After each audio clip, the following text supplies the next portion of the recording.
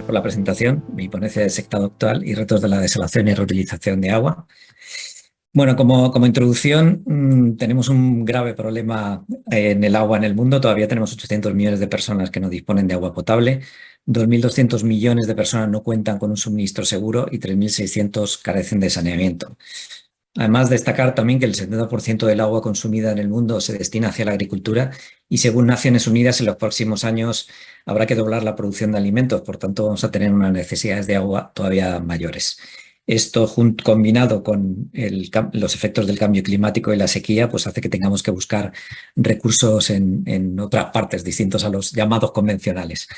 Y adicionalmente, pues el 97,5% del agua en el planeta está en mares o océanos, lo cual nos da ya unas pistas de hacia dónde deberían ir la obtención de estos nuevos recursos. Bueno, los retos del agua ahora mismo son, por un lado, la cantidad de agua disponible. Ya lo hemos dicho, muchísimas personas todavía carecen de abastecimiento y, como digo, esto se está agravando con la escasez, el cambio climático, etcétera. Por tanto, los recursos no convencionales vienen a ayudar a dar estas soluciones, ¿no? Pero no es el único problema, el problema de la cantidad, tenemos también problemas de calidad.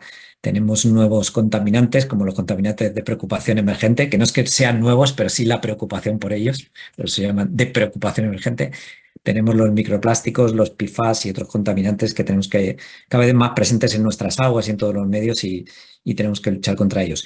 Y, por supuesto, todo esto debemos hacerlo de manera sostenible, preocupándonos por el medio ambiente, también por el impacto social y económico de nuestras acciones, lo cual incluye pues, la huella de CO2, de agua, etcétera. Y transversalmente, pues tenemos otro desafío, que es la transformación digital, que entendemos va a ayudar a que todos estos objetivos que buscamos del abastecimiento de agua y hacerlo de forma cada vez más eficiente, pues pueda contribuir a la consecución de estos objetivos. Bueno, hablando de la desalación, en el mundo existen aproximadamente unas 20.000 desaladoras que producen aproximadamente unos 100 hectómetros cúbicos de agua al día. Aproximadamente el 60% de esta agua desalada es agua de mar, con otras aguas de otros orígenes residuales, superficiales, subterráneas, representando el resto. También decir que el 65% de la desalación en la actualidad es mediante osmosis inversa y esto sigue creciendo porque, lógicamente, las tecnologías de evaporación están en franco retroceso dado su mayor consumo energético. Y decir que España es el quinto país en capacidad instalada y tenemos aproximadamente unos 5 millones de metros cúbicos al día de capacidad. A pesar de todo, como veremos después, no son suficientes para dar respuesta a todos los desafíos. Y todo esto, en la actualidad, el foco en la innovación, aunque hablaré más adelante, está siempre focalizado en la sostenibilidad, en hacer nuestras actuaciones más sostenibles, más que en buscar nuevas tecnologías que pensamos que están bastante desarrolladas. En el campo de la reutilización, incluso se reutiliza más que se desala, como es lógico por otro lado, ¿no? Hablamos de 146 hectómetros cúbicos al día, de los cuales Europa representa la mayor parte, 946, y España una gran parte de todo ello. Pero a nivel global, si analizamos los porcentajes de reutilización, todavía son muy bajos. Hablamos de un 4% a nivel mundial de agua reutilizada, de las aguas residuales, con Europa representando un 2,4% y España, según los datos, ese es otro problema, ¿no? Siempre hay datos muy fiables, hablamos de valores en el torno al 10-12% de reutilización a nivel global, aunque lógicamente hay grandes diferencias entre las distintas regiones. Decir que de esta agua reutilizada el 32% a nivel mundial va hacia la agricultura y en España pues este porcentaje está alrededor del 41%. Y, de nuevo, el foco en la innovación y hacia dónde van las tendencias es a incrementar la sostenibilidad de estas actuaciones. Bueno, aquí tenéis algunos datos de desalación y reutilización en España. La primera planta desaladora en Europa y en España fue construida en el año 1964, una pequeña planta de evaporación en la isla de Lanzarote. Como decía, es el quinto país en capacidad instalada, unos 5 millones de metros cúbicos al día, que ya representan aproximadamente el 9-10% del suministro de toda el agua potable en el país. Tenemos unas 700 plantas desaladoras aproximadamente, 20 o 25 que podríamos llamar grandes plantas. Y como rareza, indicar que en España un gran porcentaje de esta agua desalada va hacia la agricultura, más de un 21%, cuando a nivel global no representa más de un 3%. O sea, es un fenómeno a observar por otros países que además lo han visto con atención y están estudiando y viniendo a ver por qué ocurre esto en España. Respecto a la reutilización, de nuevo somos el quinto país en capacidad mundial y primero en Europa, casi con 40% de toda la reutilización en Europa o incluso más. Tenemos unas 1.400 plantas de tratamiento de aguas y de ellas más o menos un 27% tienen tratamiento terciario. Como decía, esto representa, según datos, entre un 10-13% de agua residual, pero decir que más del 95% de la reutilización tiene lugar en las regiones mediterráneas y en las islas, con un 80% concentrado entre Comunidad Valenciana, Murcia, Andalucía, Cataluña, Baleares y Canarias. Bueno, aquí podéis ver un poco cuáles son las inversiones que hay previstas en España para incrementar el uso de los recursos no convencionales. Como sabéis, pues están previstos incluso algunas de estas actuaciones ya han salido a concurso, ya han sido adjudicadas. Estaban previstas ampliaciones e inversiones de descarbonización, eficiencia energética y ampliación de desaladoras en los casos concretos de tres de las más grandes, Torrevieja, Águilas y Carboneras. Como digo, algunas ya ha salido el concurso, incluso está adjudicado, en otras todavía está pendiente el concurso. Y luego el Real Decreto de Medidas contra la Sequía, que se publicó en mayo del año pasado, pues incluía una serie de inversiones, 1.400 millones de euros, que incluían duplicar la capacidad de reutilización, pasar del 10 al 20% antes de 2027, con inversiones que estaban especificadas en algunas grandes plantas depuradoras. También teníamos previsto en desalación nuevas desaladoras en Cataluña, Tordera 2 y Foix, con casi 500 millones de euros de inversión. En Andalucía, Costa del Sol y Levante Almeriense, y asimismo inversiones en fotovoltaica para la descarbonización, unos 600 millones de euros aproximadamente. Bueno, como decía, tenemos por delante también algunos retos importantes de calidad, no solo de cantidad de agua. Y aquí tenemos, como decía, los microcontaminantes, los compuestos de preocupación emergente, que ya empiezan a asomarse a nuestras legislaciones europeas, ya empiezan los controles y probablemente se introduzcan en las próximas legislaciones con mucha más intensidad. Por tanto, ya se está trabajando en nuestras plantas en la reducción de todo este tipo en la detección precoz y la reducción. Asimismo, los PFAS, que ya han sido regulados en Estados Unidos. Sabéis que en Europa está pendiente esta regulación, pero ya se está estudiando y hay algunos borradores sobre la regulación de estos compuestos. También tenemos los micro y nanoplásticos que están apareciendo en prácticamente todas las matrices ambientales y son un grave problema. Y luego pues otros tradicionales que ya existían anteriormente, no es nada nuevo, como los metales pesados. También preocupación por las superbacterias y otros microorganismos que pueden generar graves problemas. Y entonces los retos son, pues, básicamente cómo detectamos todo esto lo más tempranamente posible y lo más inmediatamente posible y cómo los eliminamos, así como cómo se regula su presencia en los distintos medios y cómo las distintas regulaciones en distintos países pueden afectar, por ejemplo, a la exportación de productos regados con aguas de estas características, ¿no? Con aguas reutilizadas, por ejemplo. Respecto al medio ambiente, pues hay también retos importantes. Todo el sector del agua está inmerso en un proceso de descarbonización, de reducción de la huella de CO2. Por ello hay muchos trabajos, mucha investigación en temas de eficiencia energética, también de la implantación de renovables en las plantas allá donde se pueda. En el caso de aguas residuales también el aprovechamiento de biogás, etcétera, ¿no? Entonces, prácticamente todas las empresas tenemos nuestros objetivos de reducción de la huella de CO2 hasta llegar a ser cero neutrales en algún año, diferente dependiendo de la empresa, pero esto es crucial en la actualidad entre los retos que tenemos del sector. Por otro lado está también la huella de agua, es el siguiente paso natural tras la medida y control y los objetivos de reducción del CO2, la huella de agua.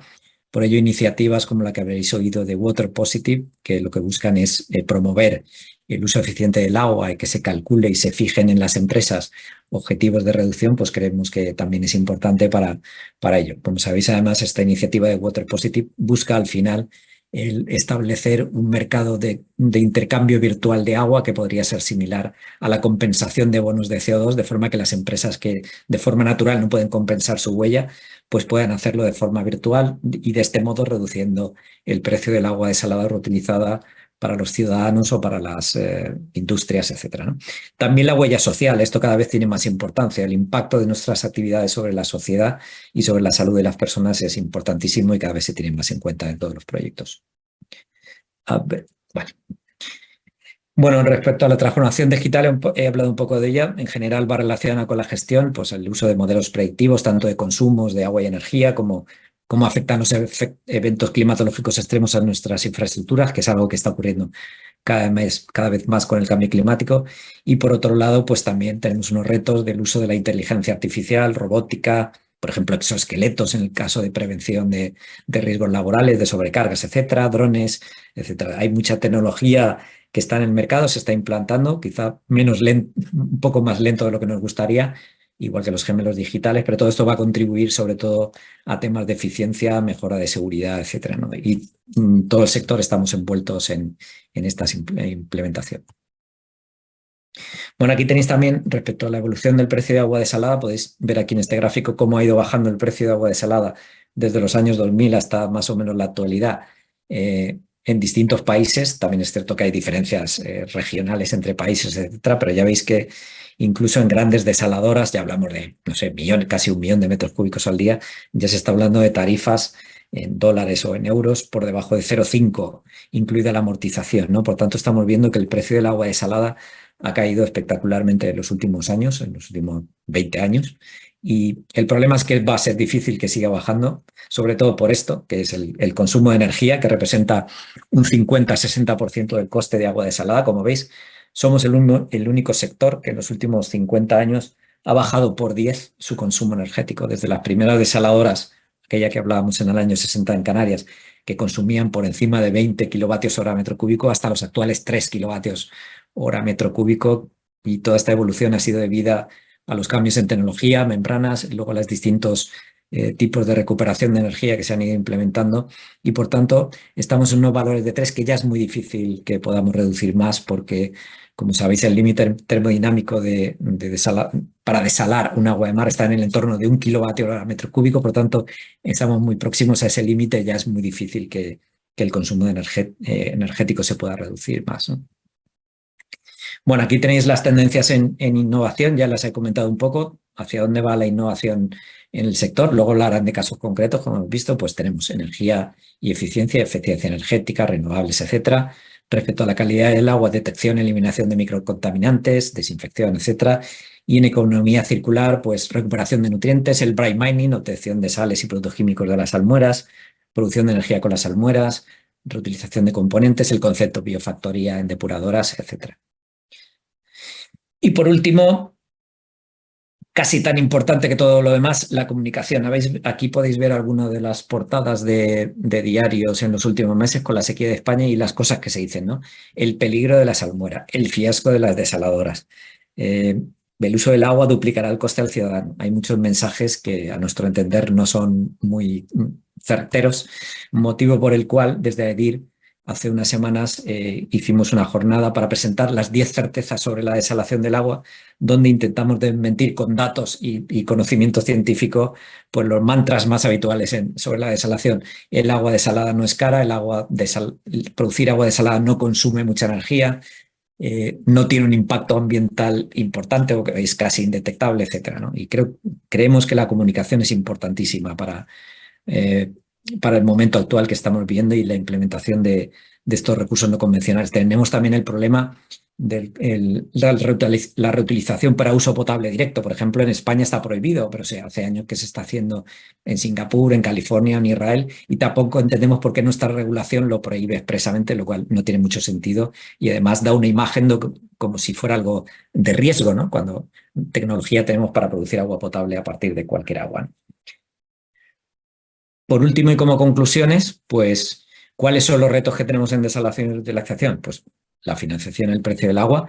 Hablando de financiación, me gustaría mencionar también el tema de la taxonomía verde europea. Sabéis que es una lista que elaboró la Comisión Europea para clasificar las actividades, viendo cuáles podían definirse como sostenibles y a partir de ahí ser priorizadas en inversiones.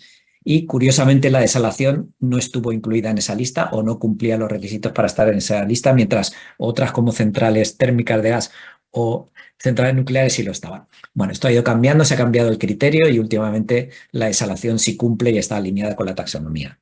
Por tanto, bueno, tendremos que congratularnos de ello. Ya hemos hablado de los retos técnicos respecto a los temas de eliminación de contaminantes, el tema de consumo energético, reducción del impacto ambiental y el incremento de la sostenibilidad. Y como digo, sostenibilidad no hablamos solo de medio ambiente, sino que hablamos también de sostenibilidad económica por supuesto ambiental, pero también social, el impacto social de nuestras actividades. Y como decía, para mí casi lo más importante en la actualidad es la percepción social, como la población y los medios de comunicación, que son los transmisores de esa información, tienen la percepción acerca de estas tecnologías, de la desalación y reutilización, que creemos son cruciales para la lucha contra el cambio climático, y tenemos que hacer ver a la población que son sostenibles y que son adecuadas para resolver estos problemas. Y por mi parte, nada, muchas gracias y espero haberme ajustado a los tiempos.